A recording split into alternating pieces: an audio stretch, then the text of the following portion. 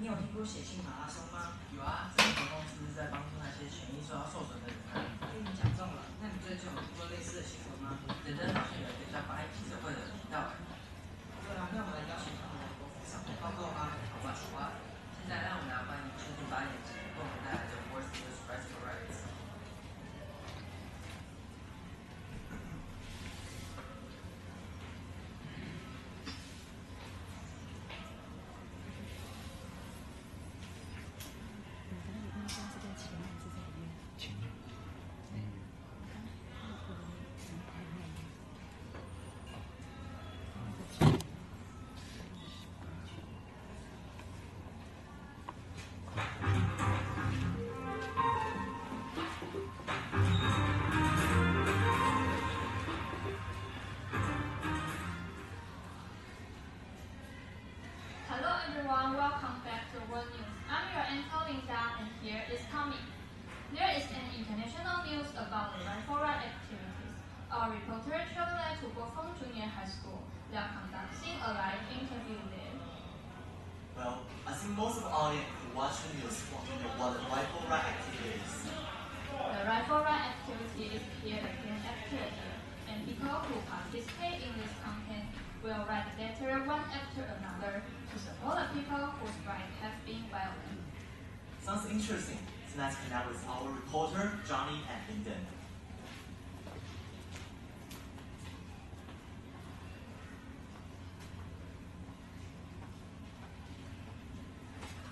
Thanks to our anchors Tommy and Linda. I'm your reporter Linda.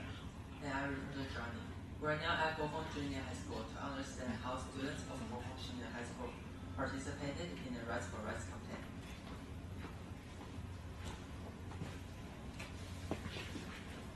Here are the students. What's your name? Hello, I'm Wendy. I'm Angel. Hello, I'm Leo. What's your feeling about the Right for Right activity?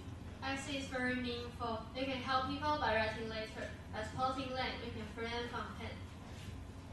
I feel admired about attending the 2023 Right for Rights campaign because I did a brave thing, which is stand up for justice for the vulnerable. I think this is a very good activity. We can draw the world's attention on real, serious but rarely noticed problems.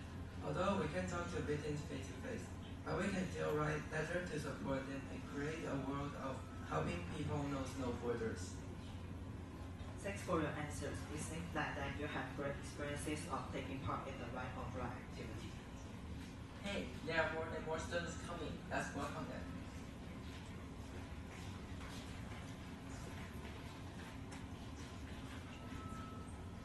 Hello, what's your name? I'm Chad. I'm Emily. I'm Maverick. I'm Andy. What did you learn from the Rights for Rights campaign? After attending this campaign, I learned that there are so many people in the world who have no freedom to speak. I learned a lot of people don't have basic rights due to their races. We should do something to help them. And taking part in the Right for Right activity is an easy way to encourage them. I learned about human rights cases in the world, and I try my best to help those people by learning how to write postcard and letting more people know about the story of these poor people. I learned how to write letters and make PPTs through this event. Overall, I learned many English skills and I also learned to have an empathy heart. Thanks for your sharing. I'm glad to hear that you've learned a lot from the Rights for Rights campaign. The above is our report at Gofeng Junior High School. Let's return back to our anchors Tommy and Linda.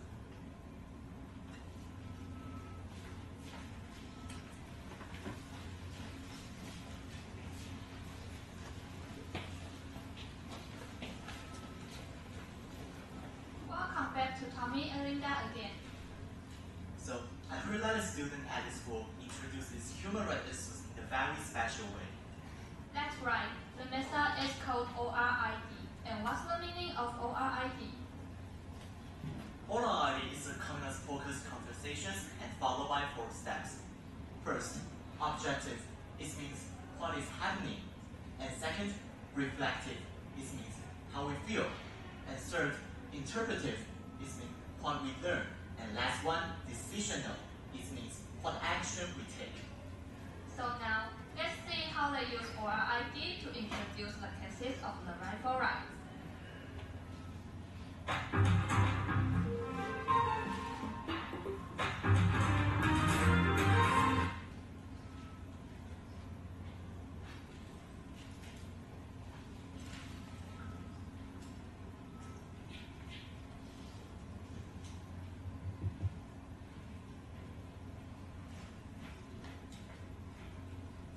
Good afternoon, everyone. I'm Angel. I'm Carrie. Now we're going to introduce the case of Rocky Maris. Because of the defective lawsuit, Rocky Maris is on the death row now. The story started from an old white lady had been killed in her house, which was across from Rocky's home. The police apprehended Rocky because he had a camera of a lady, but Rocky said that he got that camera on the street. No one could prove that Rocky was at the scene of the crime then. The only witness even admitted that he lied to the judge. But Rocky still got convicted by the judge and got locked up in prison for 30 years until now. I feel angry for Rocky Maris because he did nothing bad but was stuck in an unjust sentence. Therefore, I am mad about this case. I feel sad about Rocky Maris and his family. I think this case is very unfair. Although no one could prove that Rocky was at the scene of the crime, but he still got locked up in prison for 30 years. From this case, we've learned some important articles, like Article 3 in Universal Declaration of Human Rights. It tells that everyone has the right to life, liberty, and the security of person. We also learned about death penalty while studying this case. Death penalty is defined as the infliction of death to a punishment for breaking criminal law. The death penalty is usually applied for the crimes that are considered especially horrible, such as murder, but it's also used in a large-scale drug trafficking.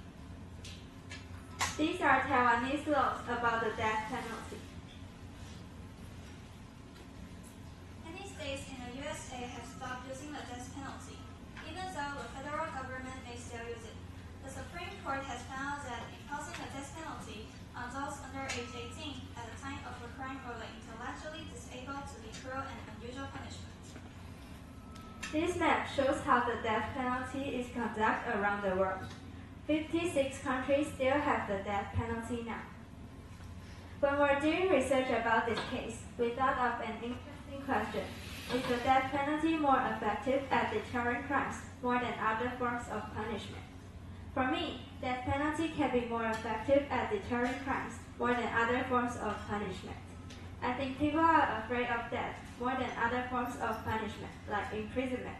But some of the criminals are not afraid of death, so death penalty may not be the best punishment for all the criminals. We also thought about another question while studying this case. Do you agree on the execution of the death penalty? Do you think a fair society should demand one life for another? I agree on the execution of the death penalty, even if the convict got sentenced to life imprisonment. According to the laws of Taiwan, the convict can apply for parole after staying in the jail for 25 years. But I think this is not fair for the family of the victims, especially when the convict commits a very serious crime. Last, we thought of the question, do you trust the government to treat everyone fairly during the process of law enforcement? Take this case as an example. I have noticed that there are unequal behaviors, such as racial discrimination and prejudice against people in the process of law enforcement. For example, the jury was made up of white people in this case. It's not fair to the defendant. These are the postcards we sent to Rocky Maris and the government of Alabama. You can read them in the break time. These are our references. Thank you for listening.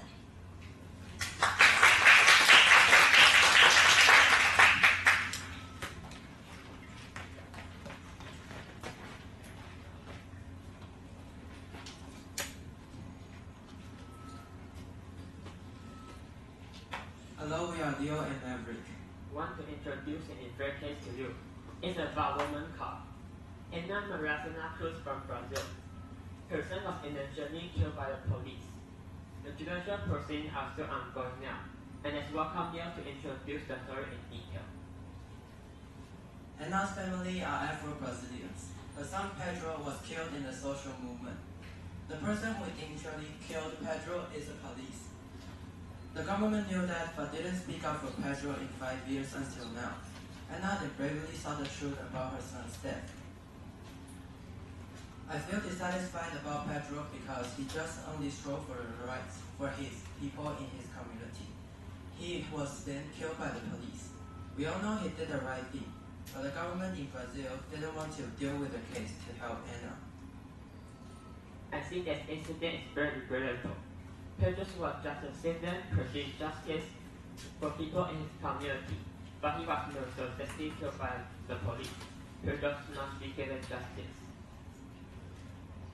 From this case, we learn that everyone should be equal, just like what Article 2 of the Universal Declaration of Human Rights tells us. Everyone is entitled to all the rights and freedoms, without distinction of any kind, such as race, color, sex, language, religion, or political or other opinion, national or other social origin, poverty, birth, or other statutes. We also learn about what's racial discrimination. Racial discrimination means to treat someone unfavorably due to their race. We can face racial discrimination in various forms such as unequal treatment, prejudice, and stereotypes. And how does racial discrimination happen? For example, African Americans face racial discrimination from social institutions, economic opportunities, and judicial system. The Asians also suffer from racial discrimination because of their skin color. From the case, we also learn about some laws about anti-discrimination. This is the anti-discrimination laws in Taiwan. It emphasizes that everyone is equal. But not only people do that, also government need to give equal rights for everyone. This is the anti-discrimination laws in Brazil. It also says that everyone is equal. Although Brazil has the anti-discrimination laws like that, the people there still think Afro-Brazilian is slave. We also learn about some laws to prevent and deal with the police violence. In Taiwan, the most important one is the Police Act. The government conducts regular inspections to ensure that police do not abuse their power when performing their duties. These are laws which show police duties in Taiwan. In Brazil, because there are lots of violence within citizens, President wants to solve this problem, so he lets police use stronger ways to control citizens. Although the violence within citizens is getting better, but this caused another problem, police violence. The police violence also occurs in this country, such as Australia, South Africa, Hong Kong, USA, and Northern Ireland. Overall, we think Pedro and his partners' actions are important because, first, racism is a very serious problem around the world. What Pedro did is to urge the Brazilian government to protect the human rights of Afro-Brazilians. Second, police violence is also a very serious problem in Brazil, which makes Afro-Brazilians' lives become worse. To protect Afro-Brazilians, Pedro tried to speak out about the police abuse in public. These postcards are for Anna and the general prosecutor. Want to speak out for Pedro and Anna and win the rights for them. You can read them in the break time. These are our reference. Thank you for listening.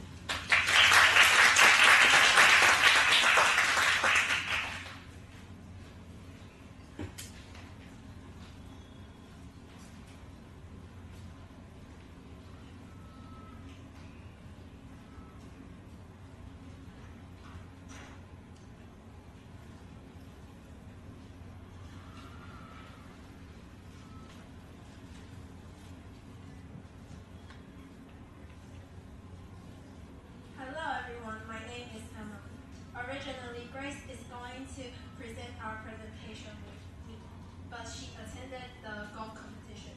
So now I'm going to share our case. I am Grace. We are going to introduce a great man from Tapelo, Mojave, that he was treated for defending his community.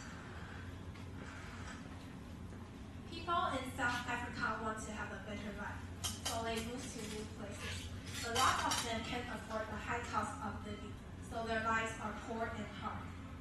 Tapelo is the ABM's Secretary General. These organizations help people to build up their homes and families. And one of their actions is to oppose government corruption cases. But while they protect human rights, they receive harassment, threats, violence, and intimidation by state officials. Until now, Tapelo Mohapi is forced to live in hiding. I feel very sad for Tapelo. Tapelo and his partners just try to help their citizens to have a better place to live, because the government did not provide good resources to the people, but they were attacked by the government officials. I think it is not fair. I feel bad about Tapelo and ABM's members. They try their best to help other South Africans, but they live under oppression now, just because they did the right things that the government doesn't want them to do. From this case, we've learned some important articles, like Article 25 of the Universal Declaration of Human Rights. It says that everyone has the right to a standard of living adequate for the health and well-being of himself and of his family, including food, clothing, housing, and medical care, and necessary social services. We've also learned about the rights of habitation. It is about people have affordable, livable, accessible, culturally appropriate, and safe housing, including shelter and other emergency shelters, without discrimination on the basis of sexual orientation, gender identity, belongings, or family status. Taiwan has laws to protect people's right of habitation. According to Article 10 of the Constitution of the Republic of China, it provides that people have the residence and movement rights. It ensures that people have the freedom to set their residence, move, and travel. About the right of habitation in South Africa, first, everyone has the right to adequate housing. Second, the state should use reasonable laws to achieve the gradual realization of this right within the scope of the resources it can use. Third, no one can be evicted from their home or have their house demolished. Legislators must not allow arbitrary evictions. When we studied this case, we thought of some interesting questions. Do people in other countries have the right of habitation? In fact, people in other countries have the right of residence. You can take a look at it.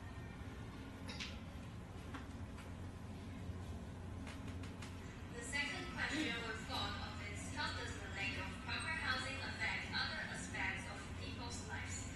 Lack of proper housing can increase people's chances of contracting diseases.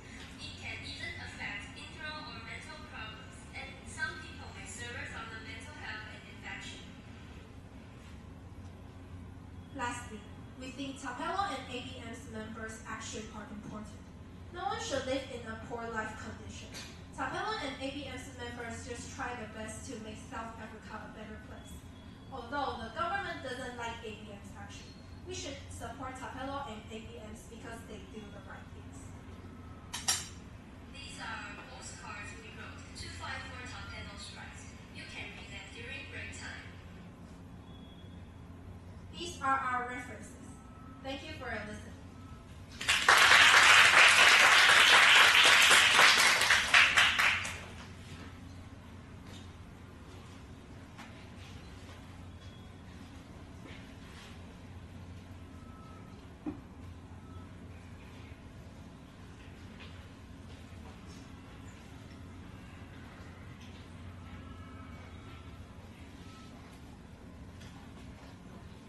Hello, I'm Irene. I'm Johnny.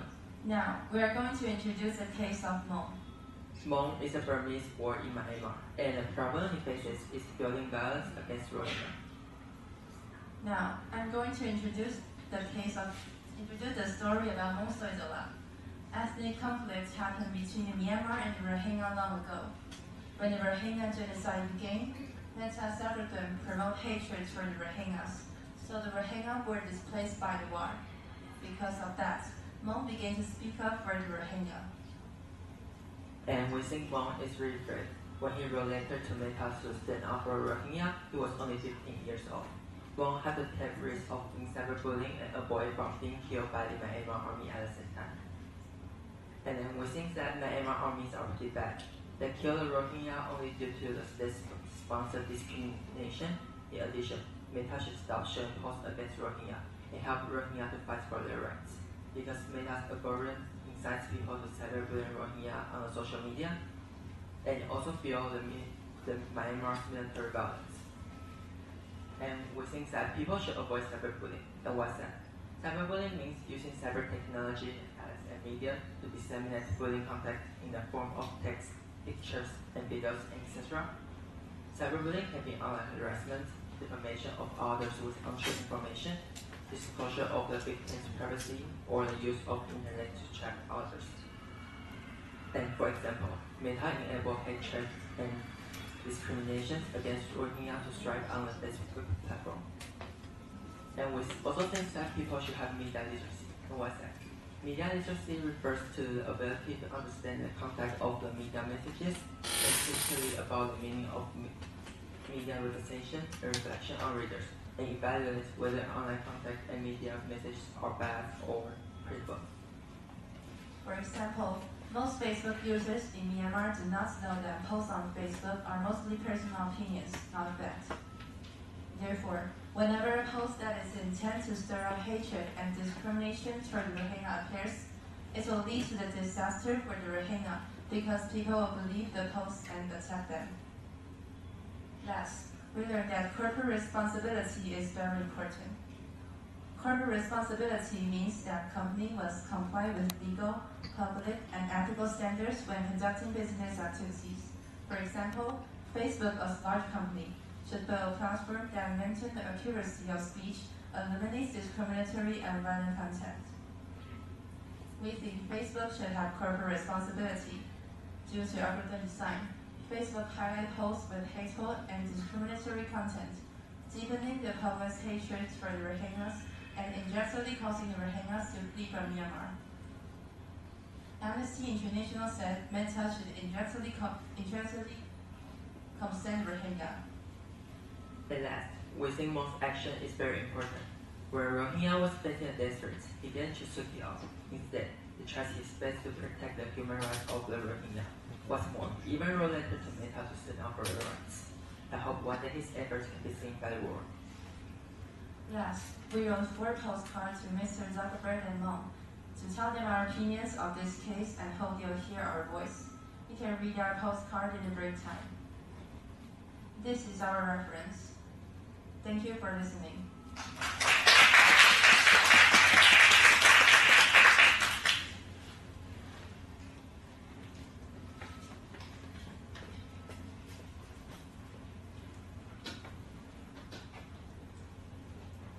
Hello everyone, I'm Lyndon. I'm Wendy. Today we are going to introduce the case of Uncle Pablo and Paul. They are Uncle Pablo and Paul from Australia. They are fighting to save their essential lands. In the case of Uncle Pablo and Paul, because of the climate change, the living environment has been destroyed. Uncle Pablo and Uncle Paul call on the Australian government to take urgent actions. If the Australian government don't take actions, the people there will have no place to be. I feel very angry about this matter. Uncle Pablo and Paul residents were destroyed due to uncontrollable weather.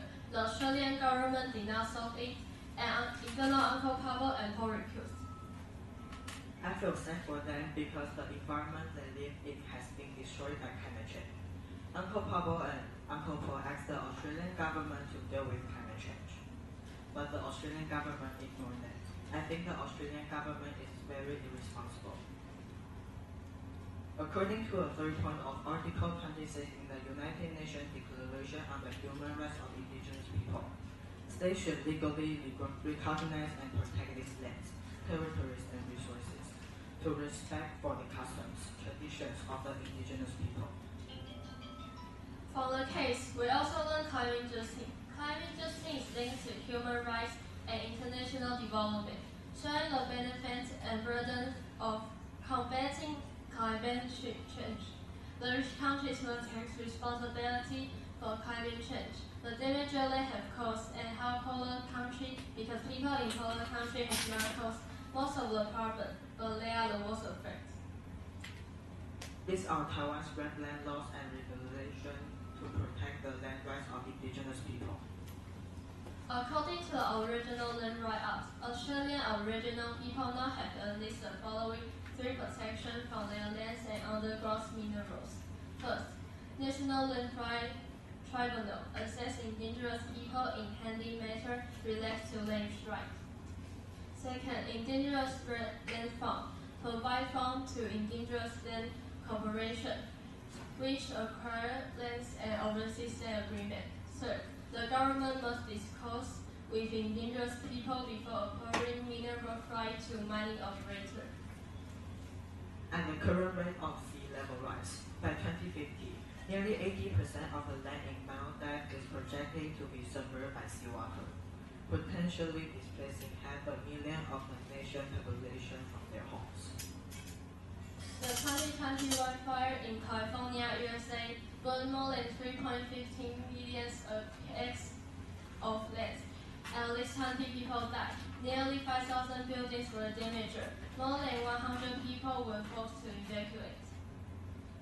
Climate change induced glacial melting caused sudden flood that devastated bridges, homes, and businesses in the Pakistan province of northern Pakistan. We think Uncle Pablo and Paul action are important. If Uncle Pablo and Paul successfully fight with the government to protect the Indo, their living environment can not only be well protected, but they also don't need to worry about their way of life and cultural practice, falling to hand down from generation to generation. These are our postcards for Uncle Pablo and Paul, Prime Minister of Australia. You can read them in your break time. These are our references. Thank you for listening.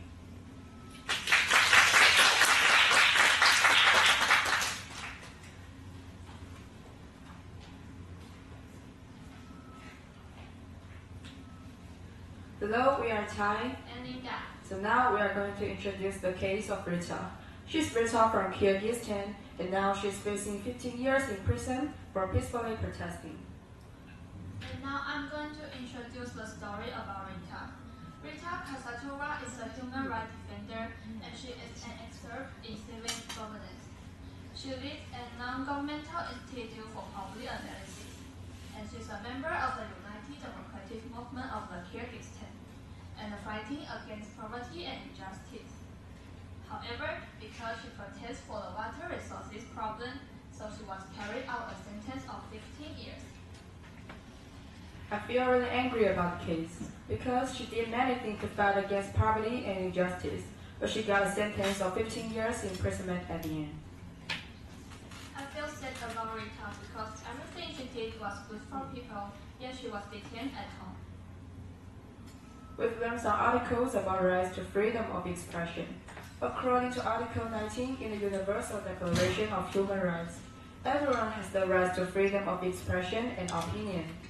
This right includes freedom to share opinions without interference and to seek, receive, impart information and ideas through any media and regardless frontiers. And we also learned some articles about the right of public assembly. According to Article 20 in the Universal Declaration of the Human Rights, first, everyone has the right to freedom of peaceful assembly and association. Second, no one should be compelled to belong to an association. In Taiwan, we also have laws related to rights to freedom of expression. According to Article 11 of the Taiwanese Constitution, the people should have freedom of speech, lecture, writing, and publication. If the law does not allow it to go beyond the threshold of speech, the perpetrator will be held criminally and civilly liable.